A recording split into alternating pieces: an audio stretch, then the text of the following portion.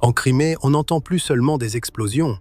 En Crimée, une porte se ferme, et cette porte pourrait bien être l'une des dernières par lesquelles l'armée russe achemine ses soldats, son carburant, ses munitions et ce qui lui reste d'espoir vers la péninsule. Ce qui s'est produit ces derniers jours peut sembler, à première vue, une série d'attaques isolées. Un pont a été frappé, un radar a été réduit au silence, un dépôt de carburant a pris feu, une ligne de ferry s'est arrêtée, de la fumée s'est élevée autour de Kertch, la circulation a été coupée sur les passages entre Kherson et la Crimée. Lus un par un, ces événements ressemblent à de simples nouvelles de guerre. Placés ensemble sur la même carte, ils révèlent quelque chose d'entièrement différent. L'Ukraine est en train de fermer les portes de la Crimée avant de l'attaquer. Ce n'est pas une campagne de drones ordinaire, c'est un plan pour priver la péninsule de tout souffle militaire. L'objectif de Kiev n'est pas simplement d'endommager quelques ponts, d'incendier quelques camions-citernes ou de neutraliser quelques systèmes de défense aérienne. L'objectif est bien plus grand, transformer la Crimée, de forteresse défendable pour l'armée russe, en un piège gigantesque pour les soldats qui s'y trouvent. Parce qu'à ce stade de la guerre, la réalité la plus critique à laquelle fait face l'Ukraine est la suivante. Attaquer la Crimée directement sans avoir d'abord fermé ses lignes d'approvisionnement serait un suicide. Si la Russie peut encore envoyer du carburant vers la péninsule, acheminer des renforts via Kertch, transférer des munitions depuis la ligne de Kherson, utiliser les passages de Tchonar et d'Armiansk et déplacer des charges lourdes par ferry, alors tout mouvement terrestre ukrainien risque de se transformer en une guerre d'usure particulièrement brutale.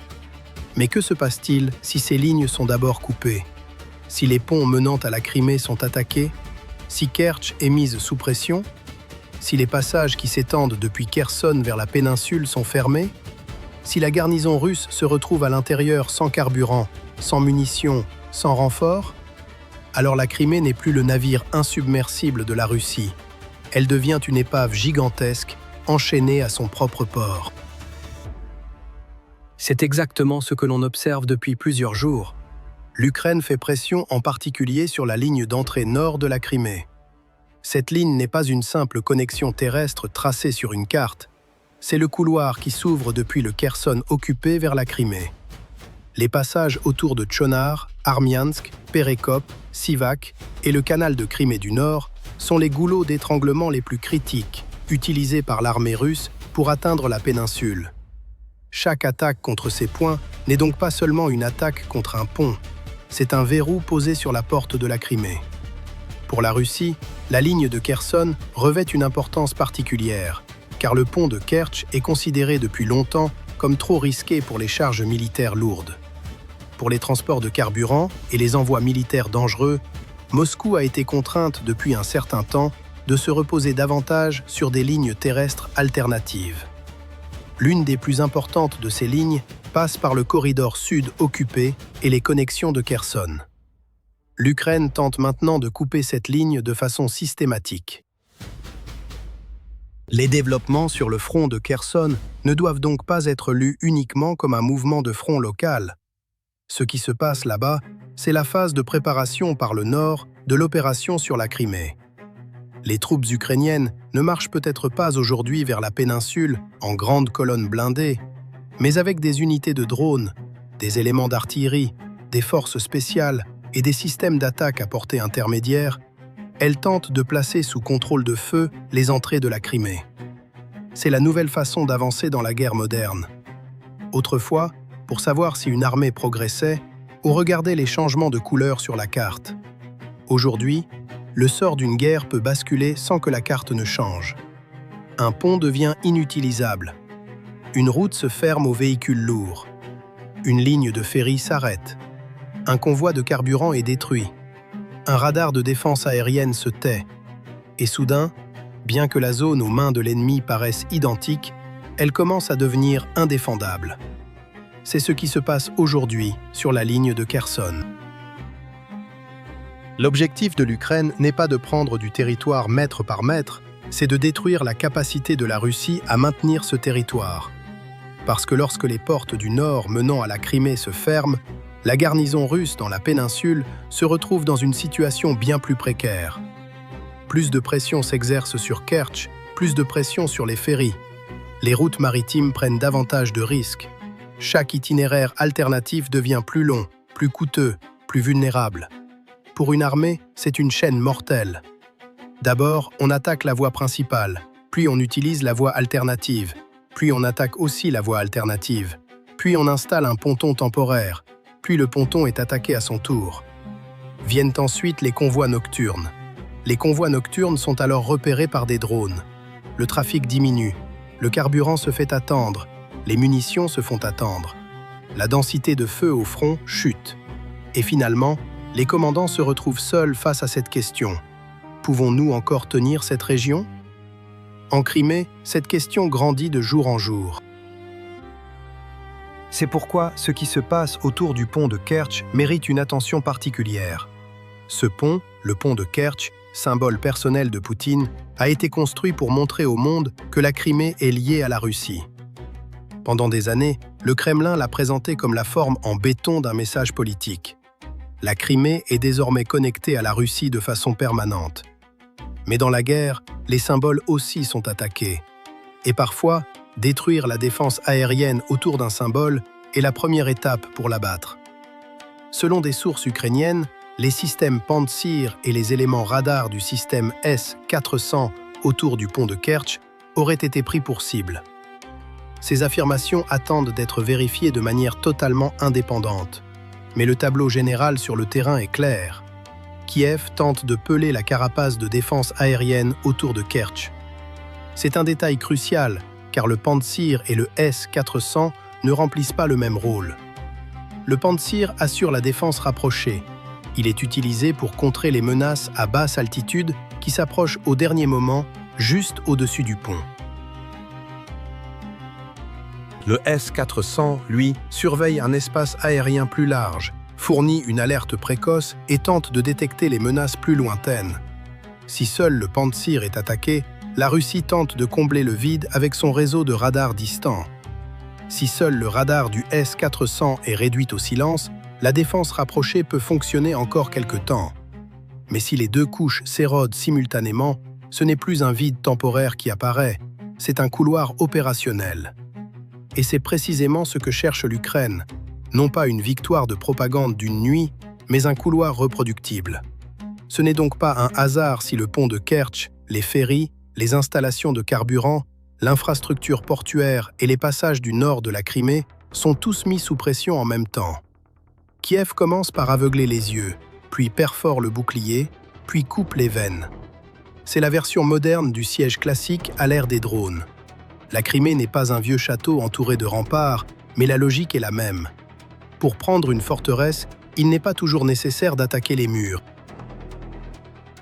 On commence par couper les routes d'approvisionnement. On assèche les puits, on ferme les portes, on épuise le moral des soldats qui attendent à l'intérieur. Et un jour, la forteresse semble toujours debout, mais elle est devenue indéfendable.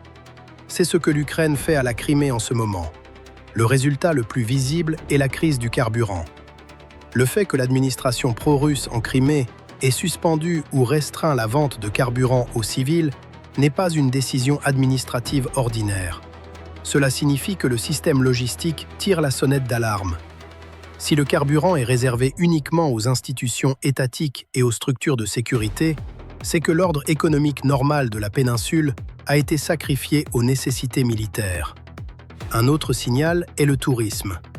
La Crimée n'est pas seulement une base militaire pour la Russie, c'est aussi une vitrine de propagande.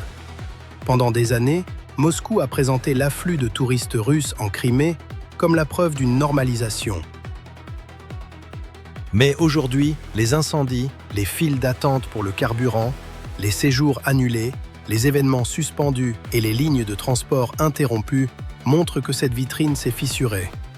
Parfois, une seule phrase prononcée par un touriste russe est plus éloquente que toutes les analyses de guerre réunies. « Je veux rentrer à Moscou ». Cette phrase, c'est le front psychologique de la Crimée. Parce que la guerre ne vise pas seulement les soldats, elle vise aussi le mensonge selon lequel l'occupation est normale.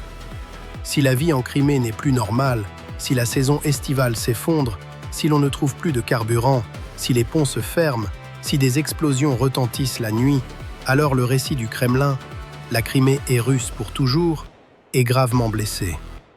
L'isolement militaire de la Crimée commence à se transformer en isolement politique.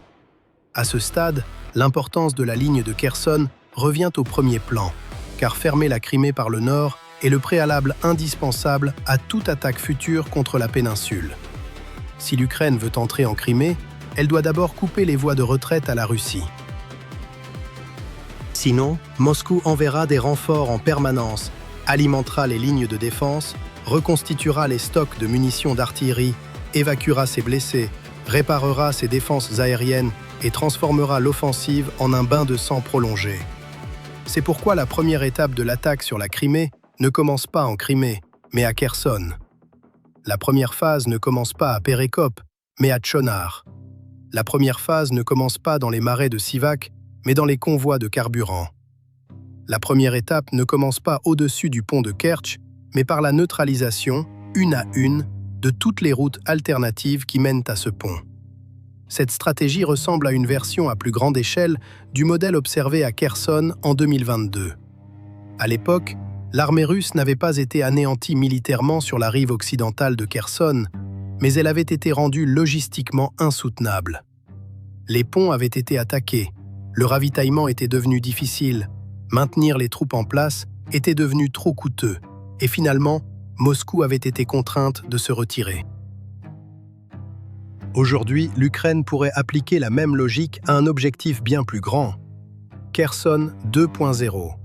Mais cette fois, l'objectif n'est pas une seule ville, c'est toute la péninsule de Crimée.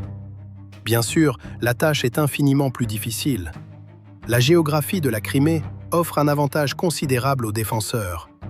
L'entrée par le nord est limitée à des passages étroits. La ligne de Perekop, les passages de Sivak et les environs de Tchonar sont des zones extrêmement dangereuses pour la partie attaquante. La Russie y a posé des mines, creusé des tranchées, installé des obstacles anti-chars, des positions d'artillerie et des points de surveillance par drone. Une attaque directe n'a donc de sens que si des conditions très précises sont réunies. La défense aérienne doit avoir été érodée. Les lignes logistiques doivent être coupées. Kertch doit être sous pression. Les connexions de Kherson doivent être fermées. Les ferries doivent avoir été rendus inopérants. Le flux de carburant et de munitions vers la garnison russe doit être interrompu. Et surtout, la zone arrière qui alimente la défense doit avoir été paralysée. Attaquer la Crimée sans tout cela, c'est envoyer sa propre armée dans l'étroit couloir préparé par l'ennemi. Mais si tout cela se produit, le tableau change radicalement. Car peu importe la solidité d'une ligne de défense, si elle n'a plus de carburant derrière elle, elle ne peut pas tenir longtemps. Une position anti-char n'est plus qu'un trou creusé dans le sol quand elle manque de munitions. Une batterie d'artillerie se tait quand ses obus n'arrivent plus. Un système de défense aérienne devient aveugle quand il perd son radar. Une garnison qui ne peut plus recevoir de renforts commence à être écrasée sous le poids de ses propres effectifs. C'est le plus grand danger pour les troupes russes en Crimée. Être nombreux ne les sauvera peut-être pas. Au contraire, une grande garnison exige davantage de carburant, davantage de nourriture, davantage de munitions, davantage de pièces détachées et davantage de capacité d'évacuation. Si les lignes d'approvisionnement sont coupées, une garnison nombreuse cesse d'être un avantage pour devenir un fardeau. La stratégie actuelle de l'Ukraine vise exactement ce point. Obliger la Russie à affronter le coût de sa présence en Crimée. Les options de Moscou se réduisent progressivement. Si elle utilise davantage le pont de Kertch, elle l'expose à un risque plus grand. Si elle se repose sur les ferries deviennent des cibles. Si elle utilise la ligne de Kherson, les passages autour de Tchonar et d'Armiansk sont attaqués. Si elle se tourne vers le corridor sud, elle fait face à la pression des drones sur la ligne Mariupol-Berdiansk-Melitopol. Si elle tente d'envoyer des renforts par mer, les drones navals ukrainiens entrent en jeu. Si elle veut renforcer la défense aérienne, elle devra retirer des systèmes d'autres régions. Et chaque fois qu'un système est envoyé en Crimée, Moscou, Saint-Pétersbourg, Rostov ou une autre région critique devient un peu plus vulnérable. C'est le dilemme stratégique de la Russie. Pour protéger la Crimée, Elle doit rééquilibrer l'ensemble du champ de bataille. Mais la guerre de drones de l'Ukraine ne lui laisse pas le temps d'établir cet équilibre sereinement, car la menace est partout. Aujourd'hui, c'est Kertch, demain Krasnodar, le surlendemain Rostov, puis les environs de Moscou, puis un radar en Crimée, puis un pont sur la ligne de Kherson. La Russie ne défend plus un seul front. Elle tente de défendre un réseau d'objectifs qui s'étire et se déplace en permanence, et cela, à l'ère des drones, est une tâche presque impossible. Le calcul des coûts joue également contre Moscou. Avec des drones bon marché, à portée intermédiaire et produits en masse, l'Ukraine prend pour cible les coûteux systèmes de défense aérienne russes, les dépôts de carburant, les radars et les véhicules logistiques. Des systèmes valant quelques milliers ou quelques dizaines de milliers de dollars peuvent produire des résultats se chiffrant en millions. La Russie ne peut pas compenser chaque perte au même rythme. Ainsi, même si les attaques ukrainiennes semblent individuellement modestes, leur impact cumulé est considérable. Un pont seul ne met pas fin à la guerre. Un radar seul ne fait pas tomber la Crimée. Un ferry seul ne fait pas s'effondrer l'armée russe. Mais si tous sont attaqués dans le cadre d'une même stratégie, le résultat est différent. Et c'est alors que la Crimée commence à se séparer lentement du monde extérieur. Le tableau qui se dessine aujourd'hui ne signifie pas nécessairement qu'une grande offensive contre la Crimée débutera demain matin. Il serait imprudent d'affirmer cela avec certitude. L'Ukraine souffre encore de lacunes très sérieuses. Une opération terrestre à grande échelle nécessite des unités blindées, des capacités du génie, une couverture de défense aérienne, des véhicules de déminage, des approvisionnements durables et un soutien occidental. La possibilité d'un grand débarquement amphibie est extrêmement difficile à envisager. L'Ukraine peut mener des opérations spéciales audacieuses, organiser des raids côtiers, effectuer des mouvements surprises avec de petites unités, mais une grande opération amphibie ne se résume pas au simple débarquement de troupes sur une côte. Il faut ensuite ravitailler, protéger et étendre ses forces pendant des semaines. Et c'est un scénario extrêmement risqué avec les capacités actuelles de l'Ukraine. C'est pourquoi la voie la plus réaliste reste terrestre, par étranglement logistique.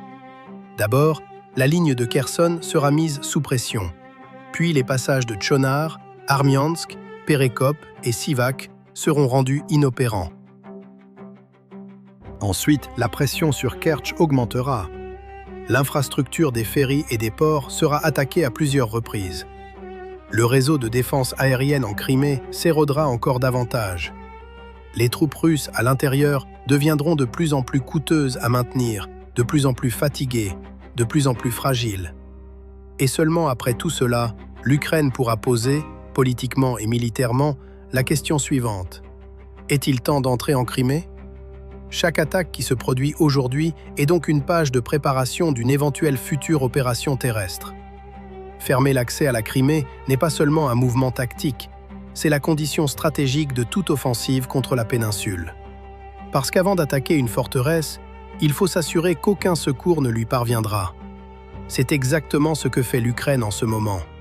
Elle ferme les portes, coupe les routes, attaque les ponts, réduit les radars au silence, arrête les ferries, réduit le carburant disponible.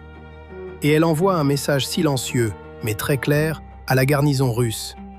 Vous pouvez rester ici, mais vous ne pourrez plus en sortir facilement.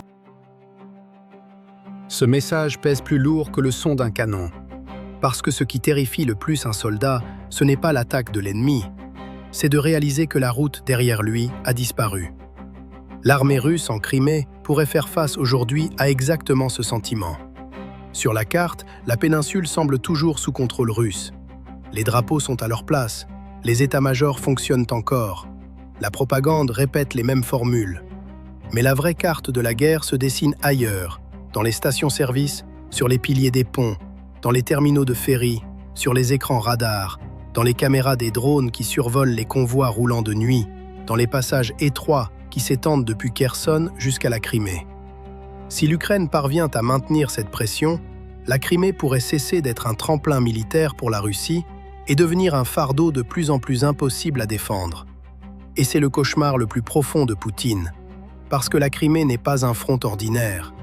la Crimée est le plus grand symbole politique du régime de Poutine. Depuis 2014, elle est au cœur du récit de victoire du Kremlin. Si la Russie peine à défendre la Crimée, ce ne sera pas seulement une défaite militaire, ce sera un coup porté au cœur de toute la revendication historique de Poutine. C'est pourquoi ce qui se passe en Crimée n'est peut-être pas l'acte final de la guerre, mais il pourrait démontrer que la scène se prépare pour cet acte final. Et dans ce scénario, ce que fait l'Ukraine est très clair. D'abord transformer la Crimée en île, puis rendre cette île inhabitable pour l'armée russe, et finalement amener le Kremlin à accepter cette réalité amère. Occuper un bout de territoire, c'est une chose, le tenir sans pouvoir le ravitailler, c'en est une autre, entièrement différente. Aujourd'hui, les dépôts en flammes, les ponts fermés, les ferries immobilisés en Crimée et les passages attaqués sur la ligne de Kherson disent tous la même chose. La porte de la Crimée se ferme. Et quand une porte se ferme, le sens de la guerre change pour tous ceux qui se retrouvent à l'intérieur. On peut se demander, et c'est une question qui ne laisse personne indifférent, si une telle stratégie d'assaut logistique, patiente et méthodique, peut vraiment suffire à faire plier une puissance comme la Russie, ou si l'histoire nous a appris que les forteresses, même asphyxiées, peuvent tenir bien plus longtemps qu'on ne le croit.